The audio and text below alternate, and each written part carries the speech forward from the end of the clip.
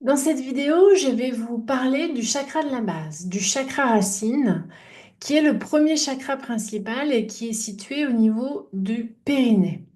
Il y a bien sûr d'autres chakras secondaires, tertiaires, il y a même les mini-chakras au niveau des points d'acupuncture. Mais dans cette série, je vais vraiment vous parler des chakras principaux.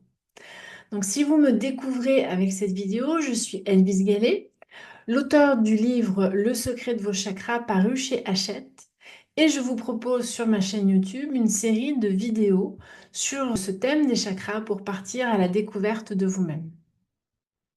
Alors le chakra de la base, il nous parle avant tout de la relation, de notre relation à la Terre, à la physicalité, c'est-à-dire à tout ce qui est lié avec l'incarnation terrestre, le corps, la matière au sens large. Il nous parle donc aussi de notre lien à la vie. Et quand il est en santé, ça veut dire que l'énergie de vie circule, qu'il est en mouvement, qu'il est fort. Eh bien, lorsqu'il est en santé, on est à l'aise dans notre corps, nos jambes sont fortes et on marche d'un pas assuré. On se sent heureux de vivre sur Terre, on se sent relié, enraciné à la Terre-Mère et à son énergie, et on a cette capacité naturelle de se nourrir à son énergie, de se nourrir à ces particules subtiles aussi, qui nous rendent forts et qui éveillent la vie en nous. Ok. Et lorsque le chakra de la base est en santé, eh bien c'est beaucoup plus facile pour notre âme d'accueillir pleinement, de s'ancrer en notre corps qui est son temple sacré. Donc, dans le chakra de la base, il y a l'énergie d'enracinement et l'énergie d'ancrage. Ok. L'énergie d'enracinement qui vient de la terre, l'énergie d'ancrage, l'âme qui s'ancre dans le corps. Et ça, le chakra de la base, c'est la voûte comme la voûte du périnée, eh bien c'est la clé de la voûte qui nous permet de vivre cet enracinement et cet ancrage. Et quand l'âme, elle est ancrée dans son corps, dans son temple sacré, qui est une extension d'elle-même dont elle a besoin dans cette incarnation sur Terre, eh bien la conséquence, c'est qu'on est plus présent à nous-mêmes et on a vraiment la capacité à être présent aux autres. Donc ça change la vie. Ok. Le chakra de la base, il nous parle aussi de notre relation saine ou pas à la nourriture. Il y a un instant, je vous ai parlé de notre capacité à nous nourrir à l'énergie de la Terre. Donc il y a cette énergie-là dans le chakra de la base. Comment on se nourrit aussi eh bien, aux aliments de tous les jours, quoi, voilà. Donc lorsqu'il est en santé, la personne, elle va aimer la nourriture sans excès. Elle va manger ce dont elle a besoin. Elle va aller plus naturellement vers des aliments sains, biologiques, tout simplement parce qu'ils ont plus de nutriments. Et voilà, ça fait pas, on en a besoin. On a besoin de donner ces aliments vivants à son corps. Et puis, il y a aussi une chose, c'est que lorsque le chakra de la base est sain, on est heureux de vivre, donc on goûte la vie. On goûte les aliments, on apprécie les saveurs. Il y a toute cette dimension-là de savoir apprécier les plaisirs de la vie et simplement d'avoir plaisir à vivre. Donc le chakra de la base, il nous invite à vraiment profiter de la vie à travers les joies simples et vraiment à travers la simple joie d'être soi-même en vie. Et du coup, ça nous amène vers une autre énergie encore qui est l'énergie sexuelle. C'est-à-dire que l'énergie sexuelle, c'est l'énergie de vie qui nous pénètre. Et on voit bien que le chakra de la base, il est situé au niveau des organes sexuels. Donc ça active quelque chose, ok, en nous. Et c'est une expression, la sexualité, c'est une expression comme une autre de l'énergie de vie. Et quand le chakra de la base, il est sain, eh bien, on vit sa sexualité de façon saine. C'est naturel, on reconnaît que c'est naturel, on la vit sans retenue, sans tabou, mais sans excès non plus. On n'est pas dans une dépendance. Le chakra de la base sain, il nous invite à reconnaître nos besoins fondamentaux.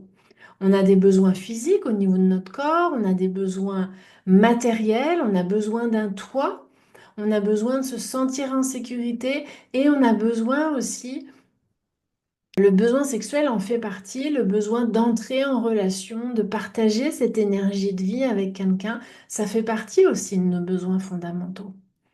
Donc vraiment, voilà, le chakra de la base, il nous fait cette invitation d'accueillir que l'énergie de vie puisse se manifester naturellement à travers l'énergie sexuelle. Et là, on voit bien la difficulté que ça vient toucher lorsque une personne a été abusée sexuellement, c'est-à-dire qu'une autre personne a pénétré par effraction dans sa maison intérieure, dans son temple sacré, dans son corps, en abusant sexuellement d'elle, eh bien, c'est insupportable à différents niveaux, à un niveau physique, à un niveau émotionnel, à un niveau psychique, mais c'est aussi insupportable au niveau de l'âme.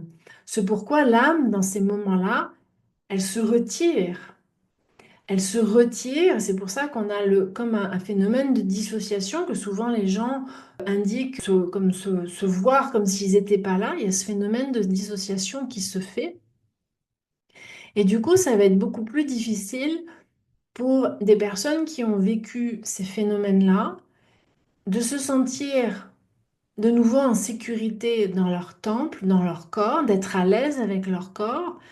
Et ça va être aussi beaucoup plus difficile d'être présent à soi parce qu'il y a eu ce phénomène de dissociation, parce que l'âme, par définition, ne peut pas rester ancrée dans ces moments-là. Et il y a tout un chemin de retour à, à effectuer. Donc voilà, ça vient toucher cette capacité à être présent à soi. C'est-à-dire que quand on a vécu un abus sexuel, c'est potentiellement plus difficile d'être présent à soi. Ça va demander plus de temps.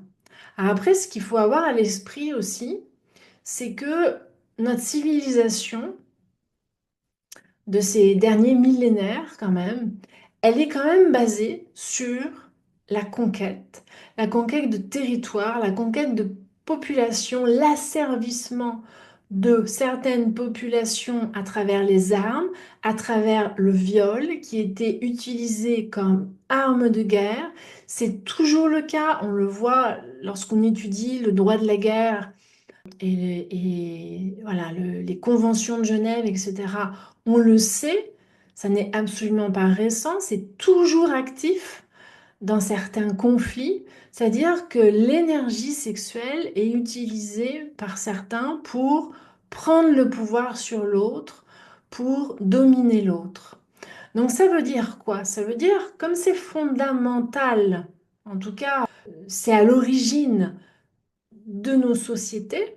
Quand on regarde d'un point de vue historique comment les sociétés se sont développées, on s'aperçoit vraiment de ça. Donc ça veut dire quoi? Si on regarde d'un point de vue de la mémoire cellulaire et de la mémoire transgénérationnelle, ça veut dire qu'il y a de fortes chances qu'on ait tous des mémoires en lien avec l'abus sexuel. Et là, j'ouvre une parenthèse parce que c'est vraiment dans le thème du chakra de la base. Lorsque je conduis des explorations en état modifié de conscience sur les mémoires du transgénérationnel pour aller les libérer et que ça travaille vraiment sur les mémoires à la fois inconscientes et les mémoires cellulaires, eh bien ce que je constate, c'est à quel point véritablement, même si on ne l'a pas vécu dans notre réalité actuelle, à quel point ça fait partie de notre mémoire, de notre bagage transgénérationnel et collectif, cette question de l'abus sexuel. Ça veut dire, pourquoi je l'amène dans cette vidéo, ça veut dire que nos chakras de la base, la plupart des chakras de la base, ils portent cette mémoire-là et qu'on a tous à faire un bout, quelque part, un bout de libération pour libérer le chakra de la base, pour libérer des mémoires en lien avec la sexualité. Pourquoi? Parce que ça nous empêche fondamentalement d'être présents à nous-mêmes et ça nous empêche d'être heureux, d'être en vie, d'être nous-mêmes. Ça empêche notre âme de pouvoir véritablement s'ancrer. Donc je pense que, enfin moi ce que j'ai pu observer, c'est que c'est vraiment un phénomène beaucoup plus large encore que ce dont on commence à parler dans nos sociétés depuis quelques années. Alors un autre aspect du chakra de la base, c'est aussi l'énergie de l'argent et de comment on est à l'aise ou pas avec cette énergie-là. Comment on la laisse circuler ou pas. Et c'est intéressant quand même, comme le chakra de la base, il nous parle de la nourriture, de l'argent, de la sexualité. C'est vraiment des thèmes qui sont polarisants, qui suscitent beaucoup de croyances, beaucoup de difficultés pour beaucoup de personnes. Qu'est-ce que ça vient nous dire simplement? C'est que le chakra de la base de la plupart des êtres humains sur Terre n'est pas sain, n'est pas en santé, il n'est pas fort. Voilà, c'est ça que ça vient nous dire. Alors je reviens à l'énergie de l'argent. Pourquoi ça vient nous parler de l'énergie de l'argent? Parce que l'énergie de l'argent, c'est une énergie par définition et on en a besoin. C'est un moyen dont on a besoin pour acheter une maison, acheter une voiture, etc. Pour se sentir en sécurité, pour vivre notre vie sur Terre, en fait, tout simplement sans argent. Sauf si vous expérimentez un mode très particulier à la marge, mais il n'y a pas beaucoup de personnes comme ça. La plupart des gens ont besoin d'argent pour vivre sur Terre, pour vivre leur vie, en fait. Donc, voilà, ça vient nous chercher encore dans comment je vis ma vie, comment je suis fluide dans ma vie.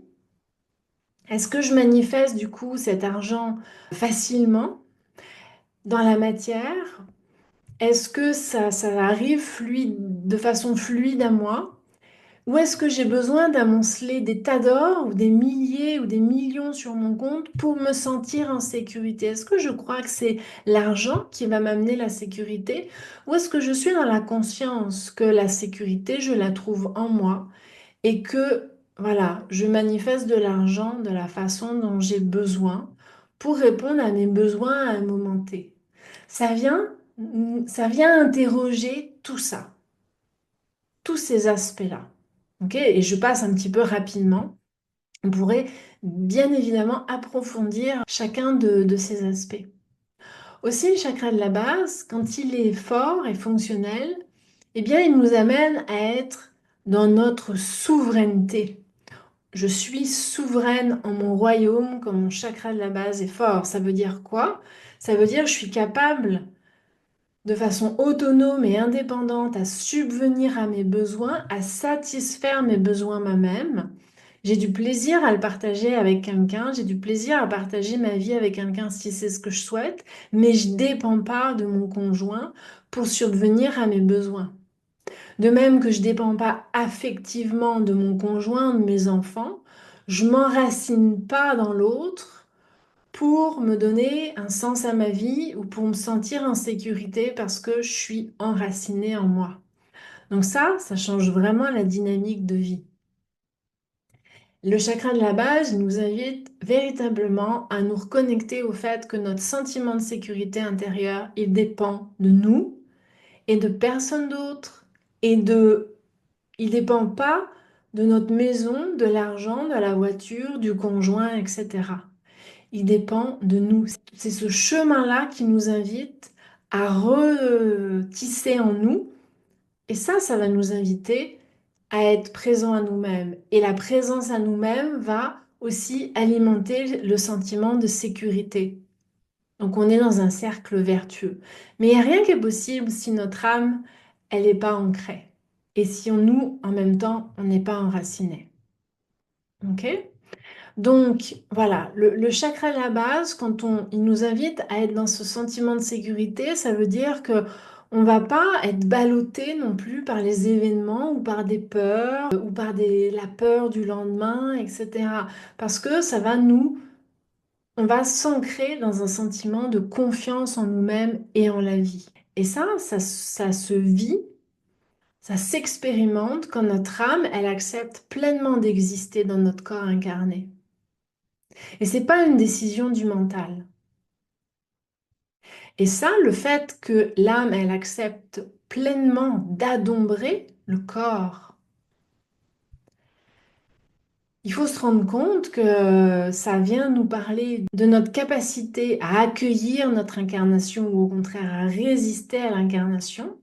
Et dans ce que j'ai pu observer, eh bien, il y a énormément de personnes qui vivent des résistances à l'incarnation pour des raisons que je ne vais pas commencer à toucher ici. Mais des fois, pour le dire très rapidement, ça vient toucher le fait que soit ils oublient qu'ils sont avant tout une âme qui s'incarne dans un corps et ils se voient que comme un corps. Il n'y a plus rien qui existe, enfin, il n'y a rien qui existe en dehors de ce corps.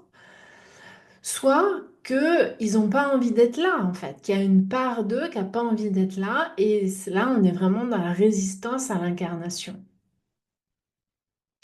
Donc, ce qu'on voit à travers ce chakra de la base, c'est à quel point on a touché des tas d'aspects de façon un petit peu rapide. Ça a touché à des tas de problématiques, on a un petit peu survolé, mais ça vient aussi toucher des plans différents, avec des plans très concrets, comme le rapport à la nourriture, à un plan très spirituel, comme la question de l'incarnation et de la présence à soi. Mais tout ça, voilà, ça a toujours des applications. Ça, on en revient à quelque chose de concret qui est comment je me sens dans mon corps. Est-ce que je me sens heureuse d'être en vie? C'est pas une petite question. Voilà. Et ce qui est vraiment passionnant à propos des chakras, c'est de voir que tout peut se transformer et le rééquilibrage énergétique peut vous aider à changer des dynamiques de vie sur beaucoup de plans différents. Si cette vidéo vous a plu, je vous invite à la liker et à vous abonner à ma chaîne YouTube pour recevoir les prochaines notifications. Et je vous retrouve dans la prochaine vidéo sur le chakra du hara.